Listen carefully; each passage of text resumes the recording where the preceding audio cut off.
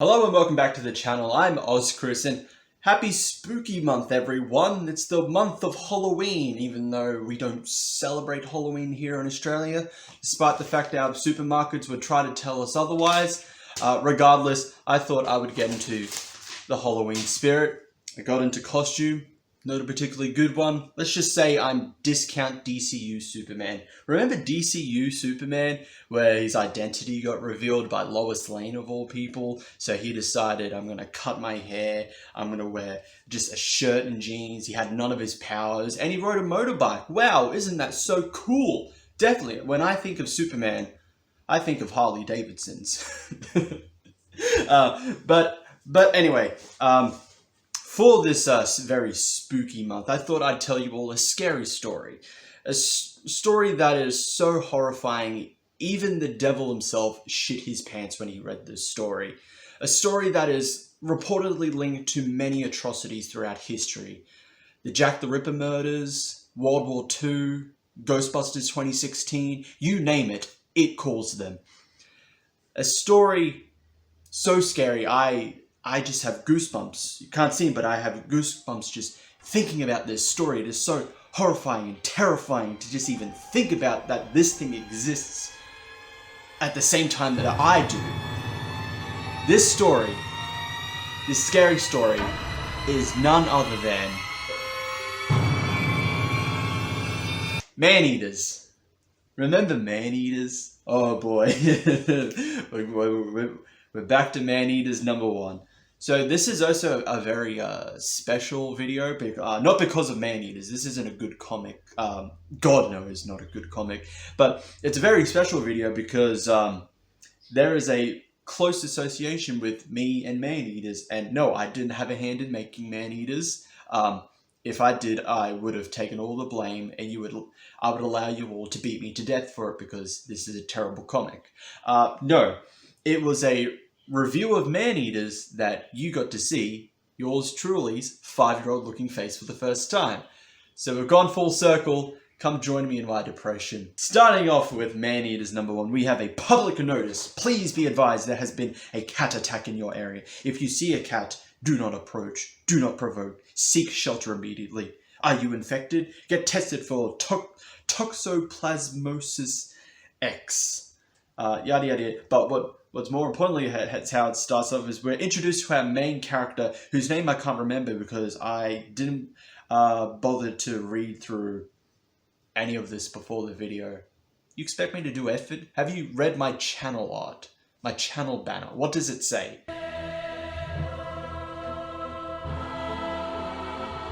Exactly. So we are introduced to our main protagonist, who is writing her own, well, not even writing, thinking of her own superhero, Tampon Woman. Yes, and who is the evil mastermind that Tampon Woman is fighting against? It's none other than Mr. Misogyny. Ugh, we're off to a great start. I mean, not only is it Tampon Woman, a tampon-themed superhero, and then Mr. Misogyny, it's a little kid playing with tampons. A little girl playing with tampons, pretending they're a superhero and supervillain. I mean, kids have weird imaginations, but anyway, we're moving forward. Apparently, there are cat attacks going around, but not any like normal cat attacks. Huge kind of panthers, and apparently, these panthers are actually girls. They are girls that are, whenever they're menstruating, they first get their periods, they transform into wild cats that attack and eat people. How? I don't know, because it doesn't tell you, and I didn't bother reading past issue number 2 of this terrible comic. So, the threat of this, of girls getting their periods becoming killer cats, is so bad that parents ship off their kids to be detained, so that they're not a huge harm to everyone, So you got these group of girls, and like they're cuffed, they've got their hands cuffed and everything. But what's very apparent is their shirt. You have one with just the female symbol that has cat ears on it and whiskers. One that says "Girls can do anything," which I agree. Girls can do anything as long as they put their mind to it. They shouldn't just get it because they're a woman. Like, should be right person for the right job. because of their experience. But not what that's not what the writer of this comic is saying. And speaking of the writer, Chelsea Kane. Yeah, she's a person. She's the kind of person who would put in her bio that she got nominated for an Eisner, which means nothing. It's the equivalent of a participation award.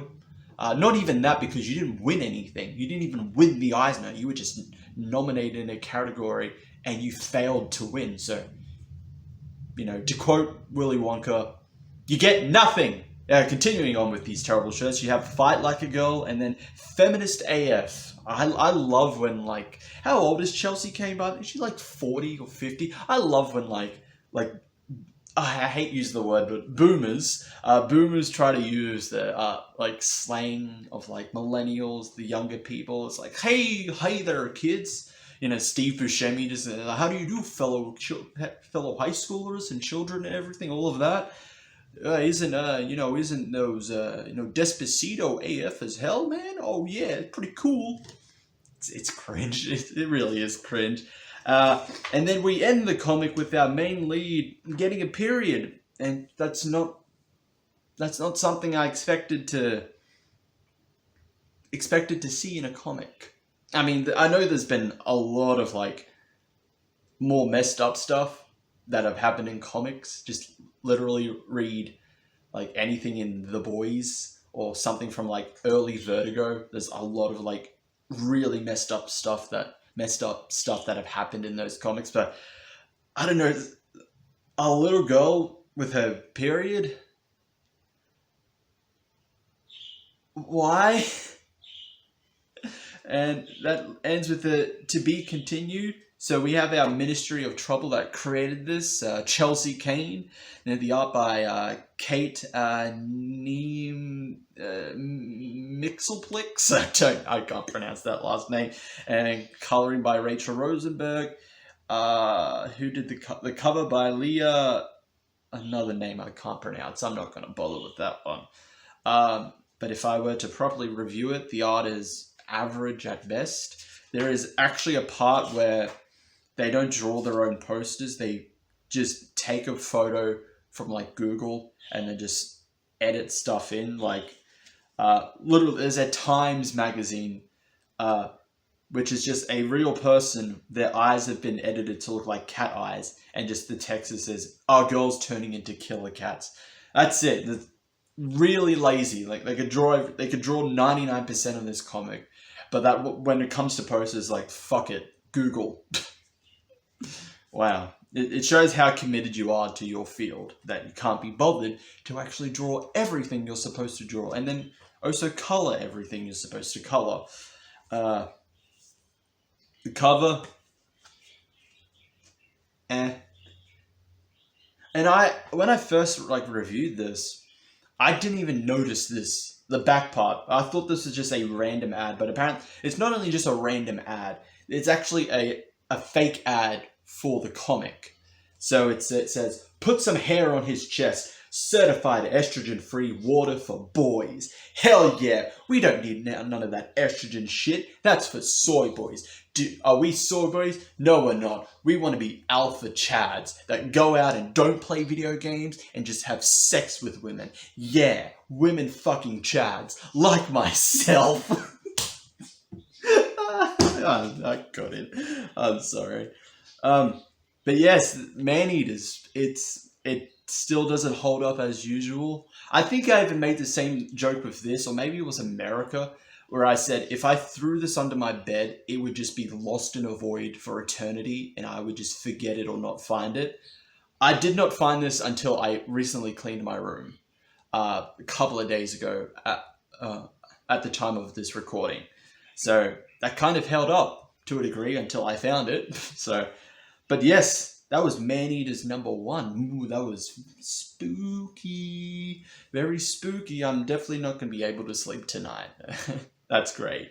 But that's it for the video. Make sure to like, subscribe, hit the notification bell. Because guess what? You're cursed now. I put an Australian curse on you. Now all the dingoes will eat your babies if you don't do what I just said. See ya.